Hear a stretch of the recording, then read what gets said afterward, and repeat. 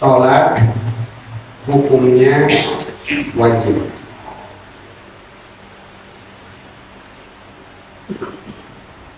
Pada saat sudah masuk waktunya. Hanya saja waktu sholat dan waktu menunaikan atau mengerjakan sholat ini lebih panjang. Paling pendek waktu sholat subuh, dari terbit fajar shadiq sampai terbit matahari. Waktu subuh lebih panjang daripada waktu mengerjakan sholat subuh.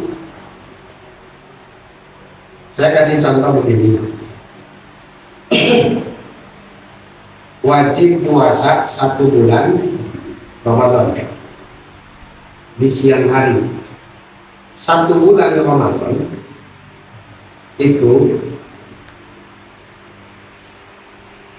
dari hari pertama sampai hari terakhir waktunya segitu, dan waktu pengerjaannya pun segitu. Kalau Ramadannya 29 hari, maka puasanya pun berarti harus 29 hari. Nah sekarang pertanyaannya, apakah sholat seperti itu? Kalau waktu sholat misalkan 2 jam, kalau waktu sholat misalkan jaraknya itu 1 jam, apakah berarti sholat itu harus 1 jam? Maka jawabannya, annas sholat tajibu di awalil waktu wujuban muwassa'an. Kalau datang awal Ramadan, maka dari situ kita harus mulai puasa. Dan kalau belum habis waktu Ramadan, kita belum boleh berhenti puasa. Masuk waktu Ramadan, langsung wajib puasa. Selesai Ramadan, wajib berhenti puasa. Tapi sholat nggak begitu, man. Begitu masuk waktu sholat dan begitu selesai waktu sholat, kita bukan berarti langsung wajib mengerjakan sholat pada saat masuk waktu. Tidak juga berarti harus menyelesaikan sholat ketika habis waktu. Tapi wajib sholat ketika masuk waktu artinya wajib mengerjakan sholat jika sudah masuk waktu. Nah, kan kalau puasa begitu dinyatakan besok 1 Ramadan, berarti besok kita harus puasa. Dari awal kita udah harus puasa. Gimana kalau sholat? Sama. Annal ibadatal muta'alliqata bil zaman, bahwa ibadah yang dibatasi waktu pelaksanaannya itu tajibu biduhulihi, wajib biduhulihi ketika sudah masuknya zaman. Kalau waktu sholat sudah masuk, berarti kita sudah wajib sholat. Tapi cecek, wajibnya itu tidak seperti wajibnya puasa, melainkan wajib di awalil waktu wujuban muwassa'an, wajib leluasa, macam ngaji al-himmadah ya. Jadi ada yang datang dari awal, ada yang datang tengah-tengah, bahkan ada yang datang di akhir kan. Bahkan ada murid yang udah pede, begitu datang ke majelis taklim, pas dilihat gurunya belum datang. Wah, hebat kan muridnya. Tahunan gurunya udah balik duluan. Orang ngaji nages beres, guru nama nages balik, Bahkan waktu ngaji habis dia tuh dikata-katain, itu si murid baru datang. Maka masuknya waktu jadi pertanda sudah mulai wajibnya mengerjakan sholat. Boleh di awal, boleh di pertengahan, dan boleh juga di akhir. Artinya sholat yang dikerjakan di dalam waktunya, baik di awal, di tengah, atau di akhir, itu dinyatakan adaan, bukan qodoan. Eta kadinya. Hanya saja nanti bakal ada beda-beda level. Sholat di tengah nggak bakal sama dengan sholat yang di awal. Betul. Jadi falahu at-takhir an awwalihi ila waqtin yasamuha. Kewajiban kita menunaikan sholat di dalam waktunya. Kalau bisa di awal dan sangat memungkinkan, kejar di awal. Tidak memungkinkan untuk di awal seperti orang dalam perjalanan, maka kerjakan begitu dapat kesempatan.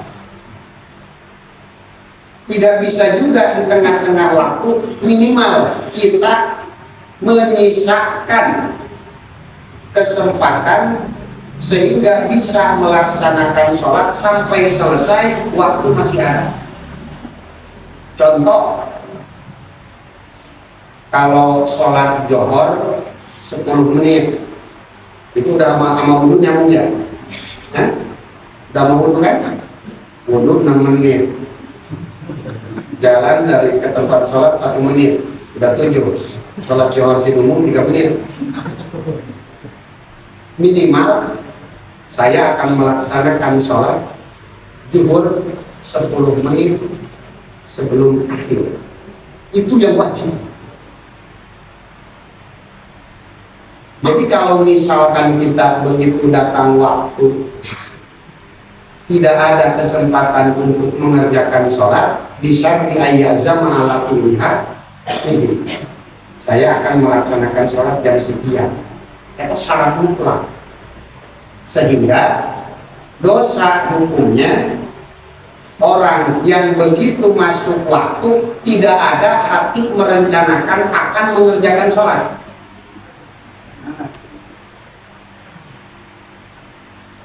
Allahu Akbar, Allahu Akbar. Tidinya lagi kudu geus aya. Hati merencanakan saya akan sholat. Tentukan di awal, di tengah, apa di akhir. Lihat situasi dan kondisi. Nah, ternyata para hadirin hikmahnya besar. Kenapa kalau haji harus tepat waktu? Kenapa kalau puasa harus tepat waktu? Tapi sholat waktunya leluasa, wujuban penguasaan. Karena sholat itu la kabiratun, berat.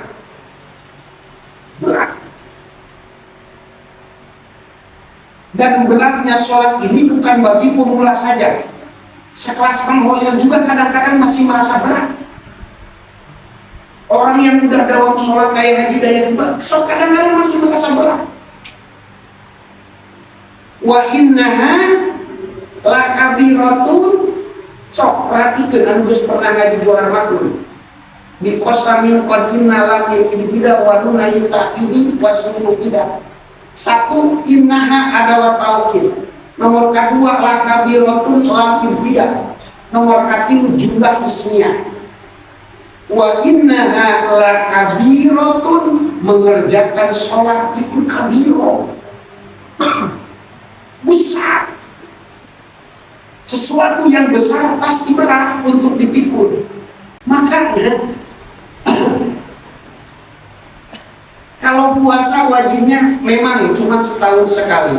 Zakat bagi orang yang berduit aja. Haji cuma setahun sekali dan itu pun bagi orang yang sehat dan punya harta. Tapi sholat nggak ada syarat begitu. Dia mau kaya, mau belangsak, mau sehat, mau sakit, wajib sholat. Tapi sholatnya sebentar. Yang bikin berat itu continue, setiap hari kudu 5 kali seumur hidup. Pasti banyak ahli surga kalau seandainya sholat kata Allah cukup setahun aja. Wah, si Maman mau jadi abu ya.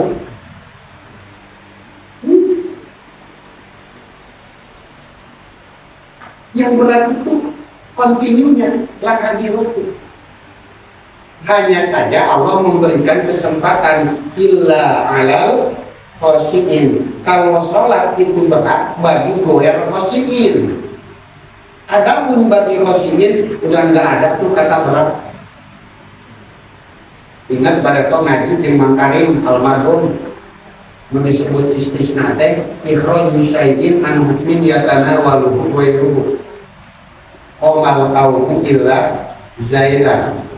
Ikhraju syai' ngaluarkeun hijair an hukmin dari hukum qomal qawmu, artinya jaid tidak qomal qaum, tidak berdiri, tapi bukan sebatas mengecualikan hijair dari tiang saja, tapi dia tanah waluhu goiruhu ingin mengabarkan juga bahwa jaid gitu, bahwa jaid dalam posisi selain dia. Kalau komal kaum santri semua berdiri illa jaidan kecuali jaid. Emang jaid ngapain? Duduk. Emang jaid ngapain? Celentang. Yang jelas jaid tidak tiang. Jadi ketika diucapkan komal kaumu illa jaidan akan ada dua hukum. Satu, mengecualikan jaid dari tiang. Dua, menyebutkan bahwa jaid sedang dalam posisi selain tiang. Wa innaha lakabiratun illa alal khosyin. Dua poin di sini. Satu, bahwa sholat itu berat bagi goer khosyin. Dua, sholat bagi khosyin itu tidak berat, bisa pertengahan, bisa enteng, bisa jadi kebutuhan. Ya model Sulaiman karena sholat Masya Allah ibarat air mineral yang harus diminum tiap kali. Kan awal-awal orang sama sholat satu dianggapnya sholat itu beban. Begitu Allah Akbar, kita perlu sholat lagi Pak, baru tadi asar, udah lagi maghrib, habis maghrib bisa, ya, masih ngomong kan? Ada dua ajan yang paling dia benci di bulan puasa. Satu ajan subuh, dua ajan isya. Perut masih begak, ngerokok baru sebatang, udah ajan isya, udah terawih. Awal-awal orang menganggap sholat itu beban, tapi kalau terus dilakukan, dilaksanakan, didawamkan, nanti sholat itu nggak betah kalau kita tinggalkan, nggak betah kalau kita belum sholat. Betah wae lamun mencari sholat pasti hijau. Akhirnya kita betah. Sholat sih. Kita tahu percaya gitu. Itu level kedua tuh. Level kedua, enggak betah kalau belum sholat. Perasaan gelisah tapi enggak ada sebab.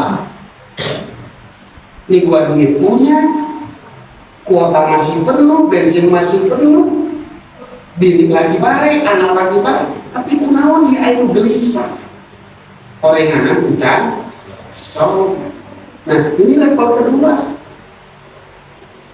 Dan hayang tadinya jadi sudah cukup 3 tahun, 10 tahun, 12 tahun, 15 tahun. Si Sophie sholat di umur berapa? 18, 20. 15.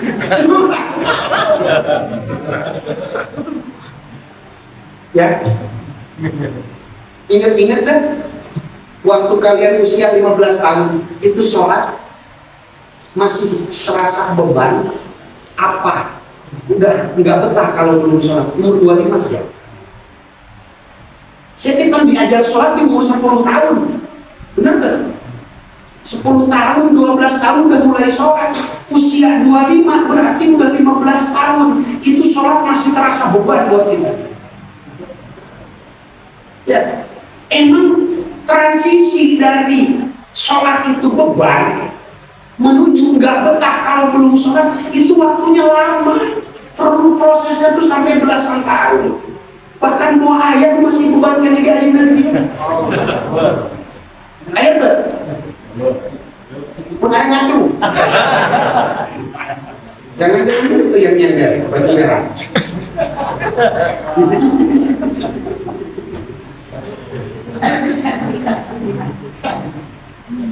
Nah, terus nanti akan datang pada tingkat ketiga. Gimana? Ayah sok rindu karena sholat. Rindu. Jadi dia mah sholat itu ditunggu. Kapan masuk waktu? Kapan? Ditunggu. Makanya orang-orang yang begini mereka sudah siap ketika waktu sholat akan datang. Udah siap. Ini mah yang komen ke atas. Ya, dia udah siap. Ketika waktu sholat datang, siap-siap.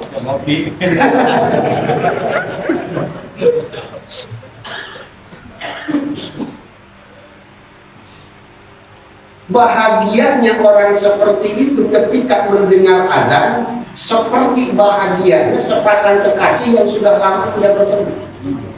Nabi kan ngatainnya begitu. Seperti merindukannya umatku kepadaku di kemudian hari. Itu gambaran orang yang ketiga. Gambaran orang yang keempat, orang yang sudah merindukan akan sholat. Dan yang kelima, wah ini lebih dahsyat lagi. Orang sholat itu rekreasi. Rekreasi, dia mah piknik kalau lagi sholat. Ya. Tuh, ya. Makanya subhanallah ya perlu waktunya lama.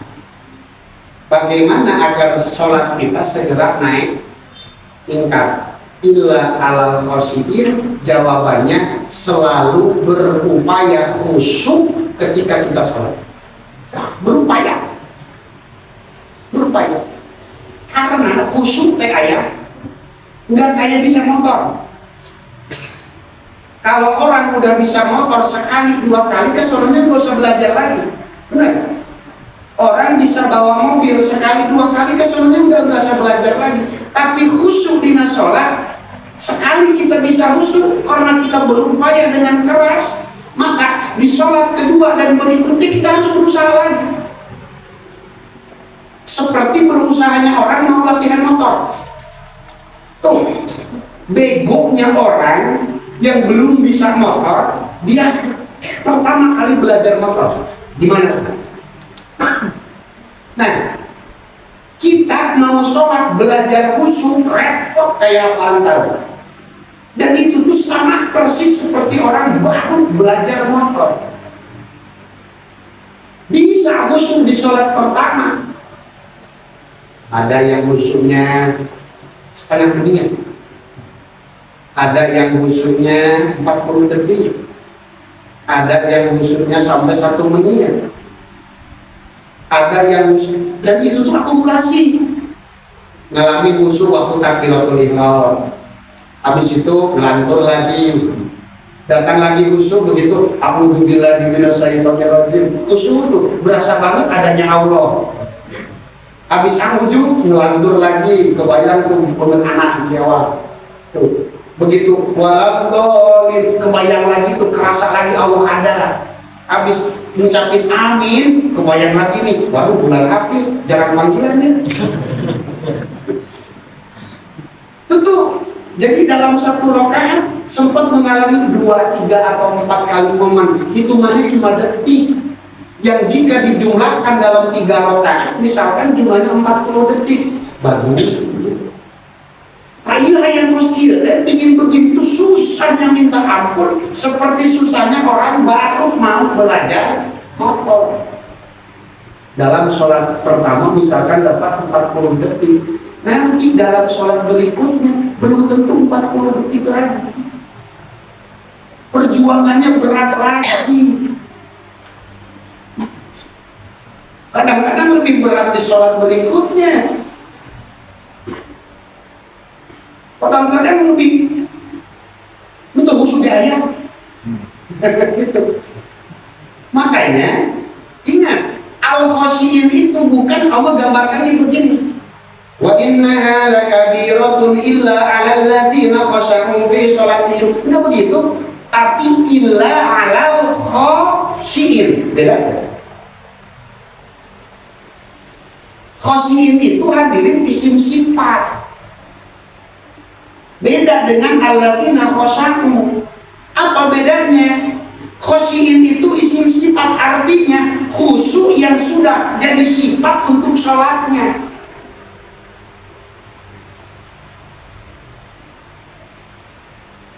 Khusyuk yang sudah jadi sifat untuk sholatnya. Saya tanya, arang warnanya naon? Hitam kan? Itu hitam sudah jadi sifat untuk arang. Al-khasyiin itu begitu, khusyuk udah jadi sifat untuk sholatnya. Serem pada tak?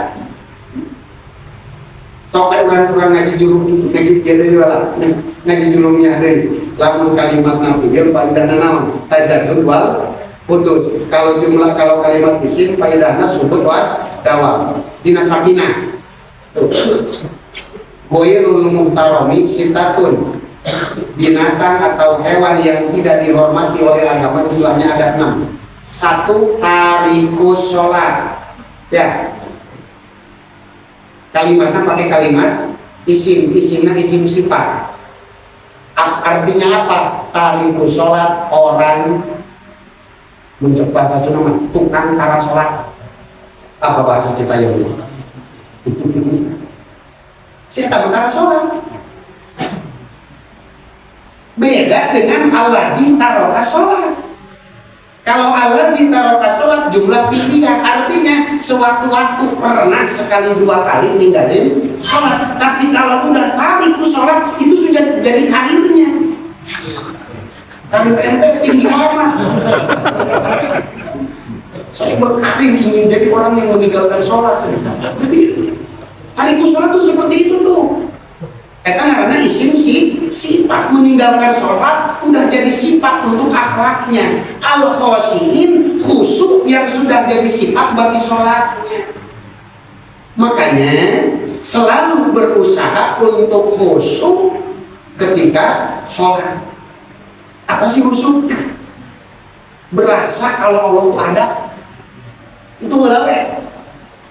Di Fathul Muin kan nanti kalau nggak salah nanti disebutkan khusyuk itu terbagi dua. 1 khusyukun bil jawari, 2 khusyukun bil qalbi.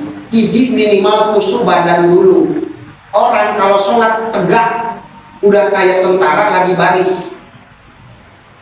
Jangankan kok peci miring, jangankan topi atau baret miring, ada burung di kepalanya dia tegak nggak terganggu. Udah masih paling sholat itu kian banget.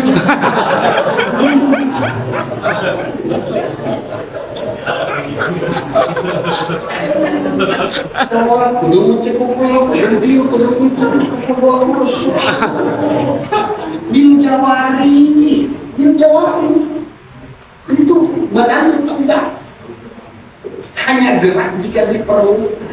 Baru kesananya khusyukun bil qalbi di alayah duro pihak gue makhluk. Ya. Jadi setiap kali datang waktu sholat kita harus mengazamnya. Kalau sudah mengazam kemudian kita mengerjakan sholat dan waktu masih ada disebut sholat ada. Lewat waktu disebut sholat qadha. Cuman begini, lau adroka fil waqti rokatan fal ulu adaun wa ila faqadun. Tadi kalau ngerjain sholat di luar waktu itu masuknya Kodok. Pertanyaannya, sholat kan paling dikit 2 rakaat, paling banyak 4 rakaat. Yang disebut adaan itu apa dari takbir sampai salam kudu di dalam waktu? Oh, jawabannya minimal 1 rakaat. Sholat kan ada rakaatnya. Ya, sekarang pengen disebut ada, itu sholat harus diselesaikan dari takbir sampai salam masih di dalam waktu apa gimana? Jawabnya minimal dapat 1 rakaat. Kalau dapat 1 rakaat, maka yang sisanya sudah habis waktu, kalau dulu ada pun semuanya dihitung ada. Contohnya si ayah ketiduran sebelum maghrib, habis dikerik, bangun 5 menit menjelang isya, ambil wudhu, datang ke tempat sholat, waktu maghrib tinggal tersisa 2 menit lagi, usolli fardhu maghrib, Allahu Akbar, baca Fatihah, kemudian rukuk, i'tidal, sujud pertama, sujud kedua, begitu berdiri pada rakaat kedua, Allahu Akbar, Allahu Akbar, ajan isya. Terus jadi 1 rakaat masih ada waktu, 2 rakaat sudah di luar waktu. Kalau kullu ada pun semua sholat dihitung ada. Tapi dunaha, jika tidak terkejar 1 rakaat pun, wa illa faqadun, maka hukumnya qadha. Hukumnya qadha. Nah, kalau kodok gimana? Balik lagi ke motif, tergantung orang. Ada yang kodok dosa, ada yang kodok kagak dosa. Saya kasih contoh, orang yang sholat di dalam pesawat, pulang dari umroh, di pesawat, Allahu Akbar, ada kiblat lewat, ada kiblat lagi dibuka, ya, itu kan orang menjalin kapal. Terus wudhunya mau pakai air dari pesawat warnanya hijau, mau tayamum ke jok, lah jok kapal paling steril, debu nggak boleh ada. Ujungnya daripada masuk waktu gua enggak Allahu Akbar aja, ujungnya sholat Allahu Akbar, ngarana sholat dihormatil waktu. Tapi begitu datang ada tempat buat sholat, maka dia harus mengkodoknya. Nah, kodok yang begini kagak dosa. Tuh. Nah, cek si Mail longgar nih, longgar. Yang penting dapat 1 rakaat di dalam waktu, maka sisanya jadi ada. Wah, aju gitu wae. Manil wa yaqsimu bi ikhraji badiha anil waqti. Kalau dibiasain mah jadi dosa. Walaupun dihitung ada. Ya, kalau dibiasain mah jadi dosa walaupun masuknya sholat ada. Ya Cece datang masuk ngaji Al-Hikmat kebagian lah, bagian makhluk diamnya. Itu dari itu ngaji Cek. Tapi kalau dibiasain, itu gua anggap gua datang guru gua belum datang nih, berarti guru tuh udah balik.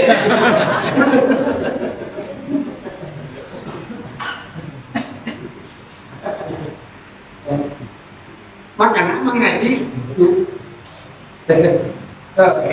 kita mau peta kurang sekarang ningali waktu ya jam, bentar lagi subuh mau sholat witir. Ini saya kalau witir 2+1, nanti 2 rakaat belum ajan, 1 rakaat udah ajan nih. Kata sok ngakalan nama ngaji usolli sunatal witri sab'ata rakaatin sunatan lillahi ta'ala Allahu Akbar. Nah kalau begitu Pak Ulwan ada pun tuh. Mengajarkan gitu. Sebab kalau 2 baru 1, nanti separoh adaan, separoh kodokan. Tapi kalau usolli sunatal witri khamsata rakaatin, khamsa rakaatin sunatan lillahi ta'ala, baru 2 rakaat udah azan subuh, aman. Kenapa? Udah dapat 2 rakaat sebelum subuh. Gitu. Maaf nih ya, saya nggak paham bab ini.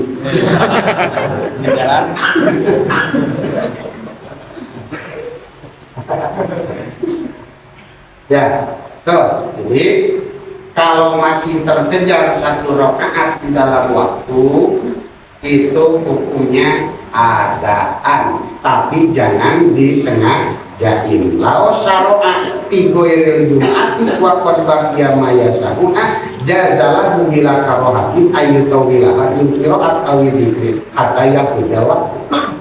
Nah ini pertanyaannya, kan tadi yang penting terkejar 1 rakaat.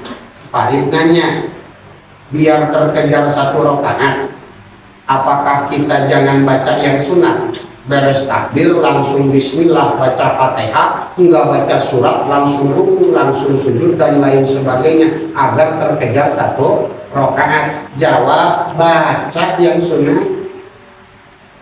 Beres takbir baca iftitah, beres iftitah baca ta'awud, kemudian baca fatihah, baca surat juga, normal.